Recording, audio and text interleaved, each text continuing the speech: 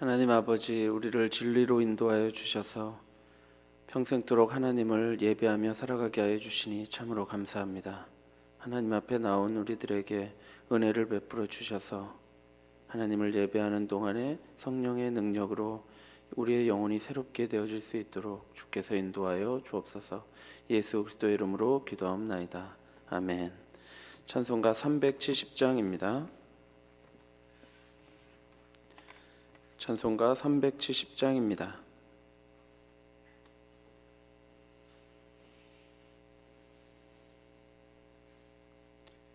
찬송가 370장 함께 찬송하겠습니다. 주 안에 있는 나에게 딴 근심이 있으랴. 십자가 밑에 나가 내 짐을 풀었네. 주님을 찬송하면서 할렐루야 할렐루야. 내 앞길 멀고 험해도 나 주님만 따라가리. 그 두려움이 변하여 내 기도 되었고, 전날의 한숨 변하여 내 노래 되었네. 주님을 찬송하면서 할렐루야 할렐루야.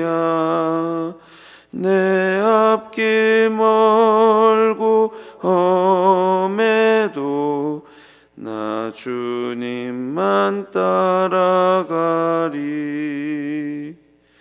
내 주는 자비하셔서 늘 함께 계시고, 내 궁핍 밤을 아시고 늘 채워주시네.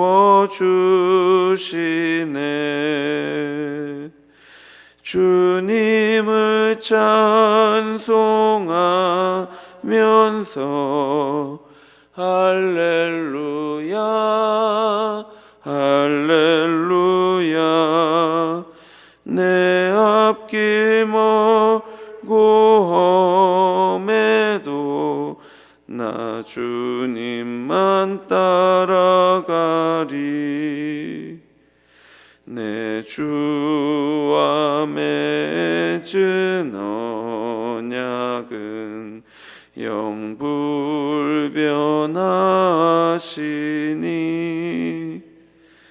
그 나라 가기까지는 내 보호하시네. 주님을 찬송하면서 할렐루야 할렐루야.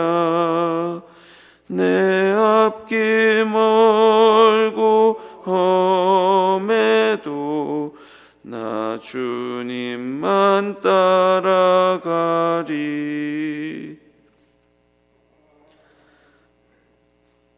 성경 말씀 디모데전서 6장 1절부터 10절까지 말씀입니다.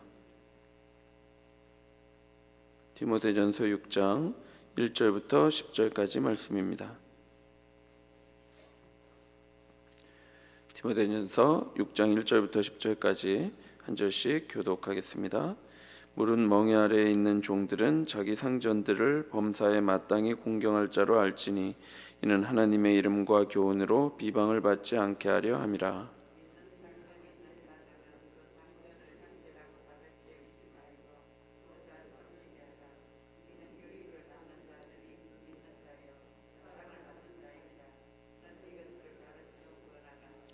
누구든지 다른 교훈을 하며 바른 말 곧 우리 주 예수 그리스도의 말씀과 경건에 관한 교훈을 따르지 아니하면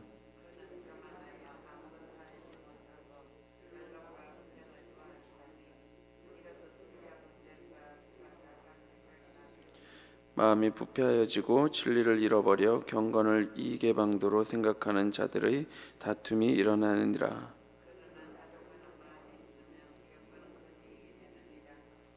우리가 세상에 아무것도 가지고 온 것이 없음에 또한 아무것도 가지고 가지 못하리니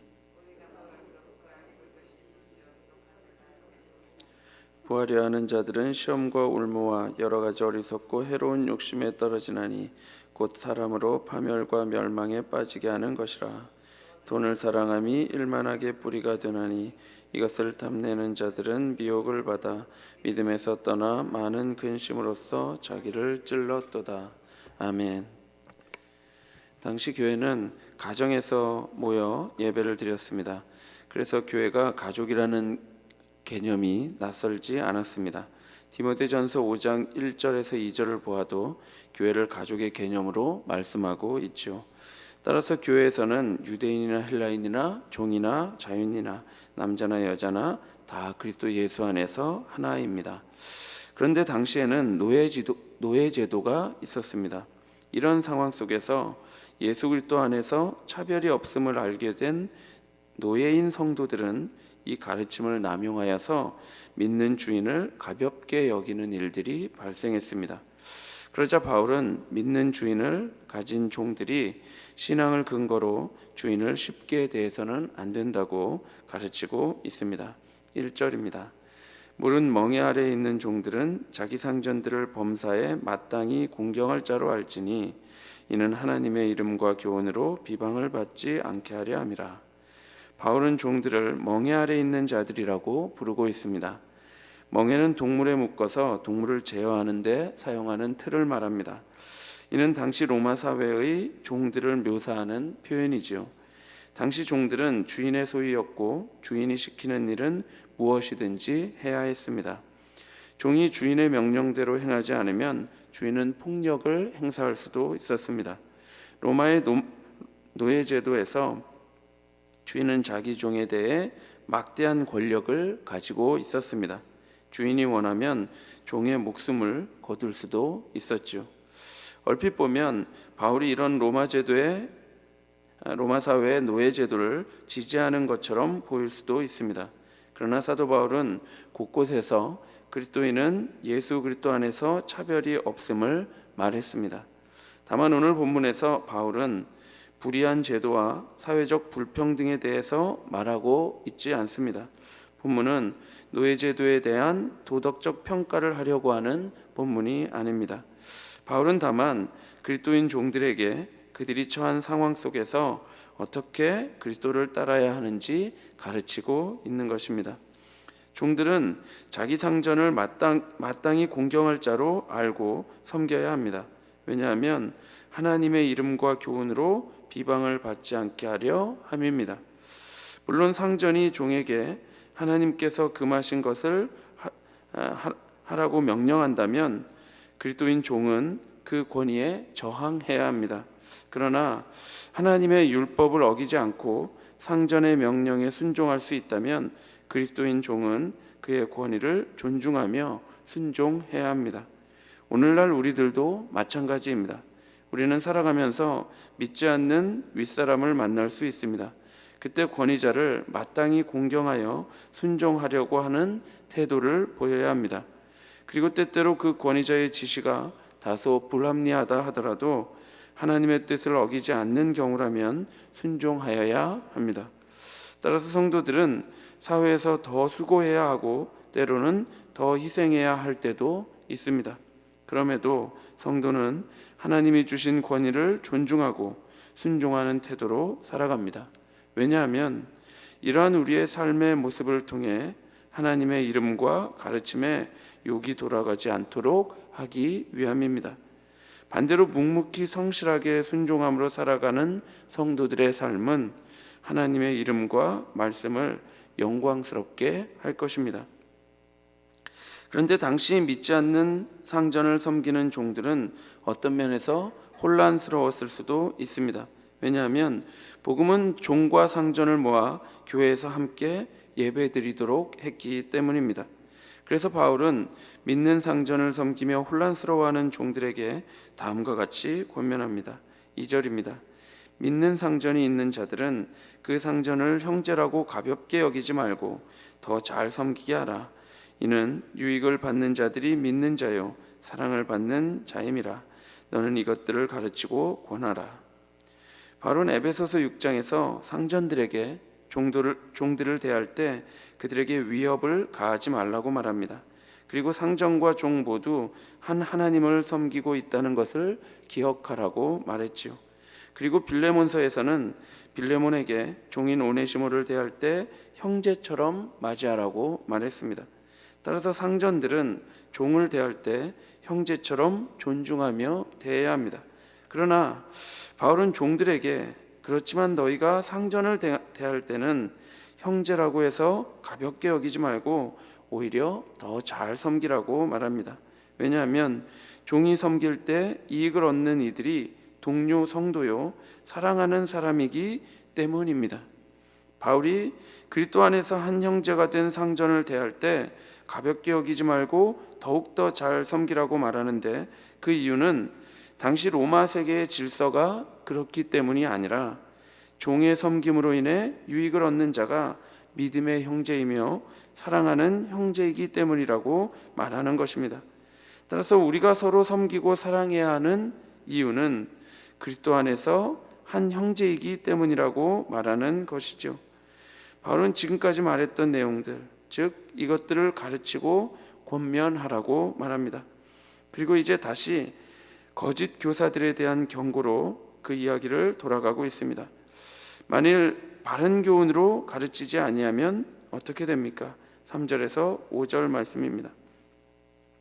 누구든지 다른 교훈을 하며 바른 말 곧 우리 주 예수 그리스도의 말씀과 경건에 관한 교훈을 따르지 아니하면 그는 교만하여 아무것도 알지 못하고 변론과 언쟁을 좋아하는 자니 이로써 투기와 분쟁과 비방과 악한 생각이 나며 마음이 부패하여지고 진리를 잃어버려 경건을 이익의 방도로 생각하는 자들의 다툼이 일어나느니라.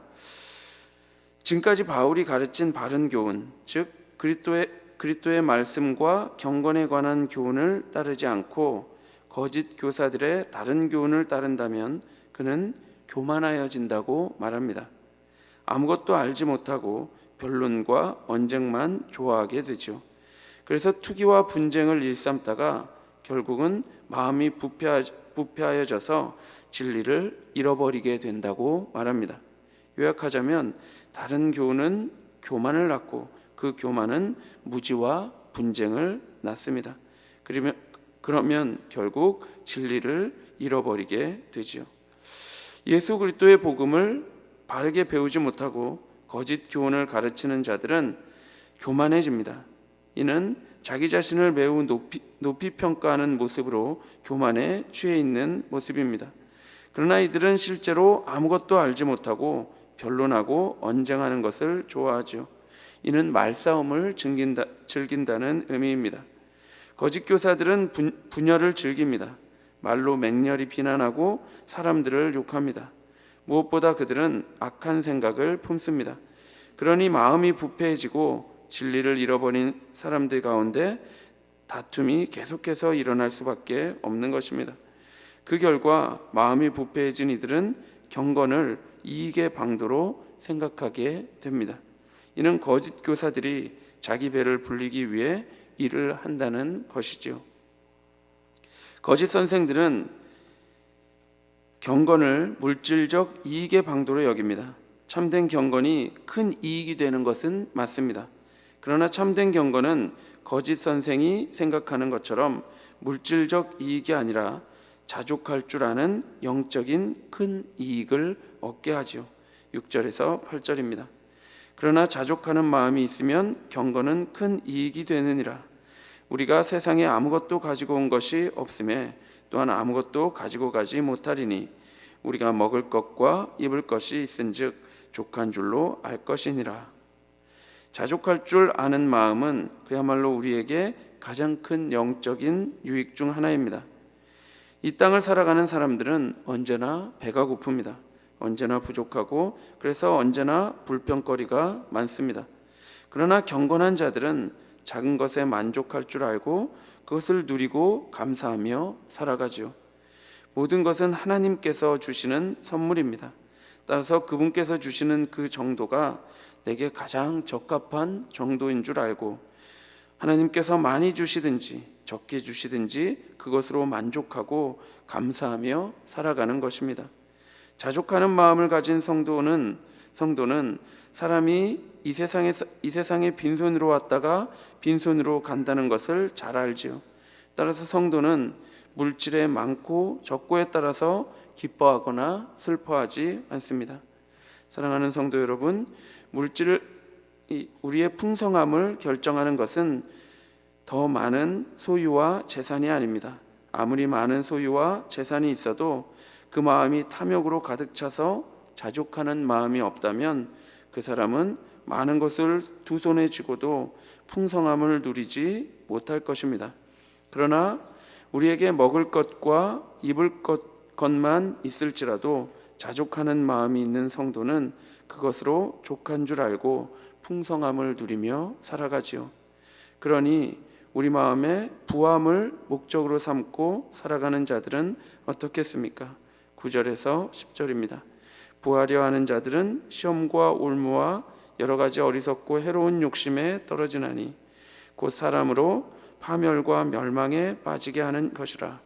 돈을 사랑함이 일만하게 뿌리가 되나니 이것을 탐내는 자들은 미혹을 받아 믿음에서 떠나 많은 근심으로써 자기를 찔렀도다. 부자가 되고 싶은 욕망은 결국 악의 유혹으로 이어집니다. 부함을 목적 삼아 살아가는 자들은 시험과 올무에 걸려 넘어지지요. 왜냐하면 돈을 추구하는 마음은 그 돈을 사랑하는 우상숭배적인 욕망이기 때문입니다. 따라서 돈을 사랑하는 마음을 당연시 여겨서는 안 됩니다. 그 마음은 우상숭배요, 파멸과 멸망에 빠지게 하는 마음이기 때문입니다. 돈 자체가 일만하게 뿌리는 아닙니다. 돈을 쓰는 것 자체도 죄는 아닙니다. 그러나 그 돈을 목적 삼아서 그 돈을 위하여 그 돈을 숭배하며 살아가는 것은 일만하게 뿌리가 됩니다. 그 탐욕으로부터 무자비와 폭력과 강포와 인간의 셀 수 없는 많은 악이 나오는 겁니다. 따라서 돈을 탐하며 살아가는 자들은 믿음에서 떠나 헤매이게 되지요. 우리는 무엇을 목적하고 또한 무엇이 우리의 도구입니까? 거짓 교사들은 돈이 목적이고 그것을 이루는 도구를 경건으로 삼고 있습니다. 그러나 성도는 반대입니다. 성도는 경건이 목적입니다. 그리고 돈은 그 경건을 위한 도구가 될 수 있는 것입니다. 왜냐하면 참된 경건은 곧 고아와 과부를 그 환난 중에 돌보고 또 자기를 지켜 새 속에 물들지 아니하는 그것이라고 야고보 사도가 가르치고 있기 때문입니다. 따라서 성도는 경건을 위하여 하나님께서 내게 주신 물질을 환난 당한 자를 위하여 사용하지요. 우리 모두가 거짓 교사들처럼 돈을 사랑함으로 시험과 올무에 걸려 여러 가지 해로운 욕심에 떨어지지 않기를 바랍니다. 하나님께서 부르신 그 자리에서 우리에게 주신 그것으로 만족하고 감사하며 하루를 성실하게 살아가게 되기를 바랍니다. 그래서 부를 위해 하나님을 도구 삼는 인생이 아니라 하나님의 영광을 위하여 내가 가진 모든 것을 사용하며 살아가는 경건한 성도가 되기를 간절히 바랍니다. 기도하겠습니다. 하나님 아버지, 우리에게 너무나 많은 것 주셨는데 하나님께서 주신 것으로 우리가 자족하고 감사하며 살아가게 하여 주옵소서. 그래서 물질을 위해서 하나님을 도구로 사용하며 살아가는 인생이 아니라 하나님의 영광을 위해서 하나님 우리에게 주신 모든 것을 사용하며 살아가는 모든 경건한 자들이 되게 하여 주옵소서. 감사드리며 예수 그리스도의 이름으로 기도하옵나이다. 아멘. 하늘에 계신 이름이 거룩히 여김을 받으시오며 나라의 마옵시며 뜻이 하늘에서 이루어진 것 같이 땅에서도 이루어지이다. 오늘날 우리에게 일용할 양식을 주옵시고 우리가 우리에게 죄 지은 자를 사하여 준 것 같이 우리 죄를 사하여 우리를 시험에 들게 하지 마옵시고 다만 악에서 구하옵소서. 대개 나라와 권세와 영광이 아버지께 영원히 있사옵나이다. 아멘. 우리 모두가 주님 주신 것으로 자족하며 부르신 자리에서 주의 영광을 위해 살아가게 하시기를 기도하시고 고난 중에 있는 성도들을 위해 기도하실 때 특별히 박경자 권사님 위해서 기도해 주시고 세교회당 입당 기념 말씀 사경회와 찬양 집회를 위해 기도하시고 오늘 주일 예배를 위해 기도해 주시고 개인적으로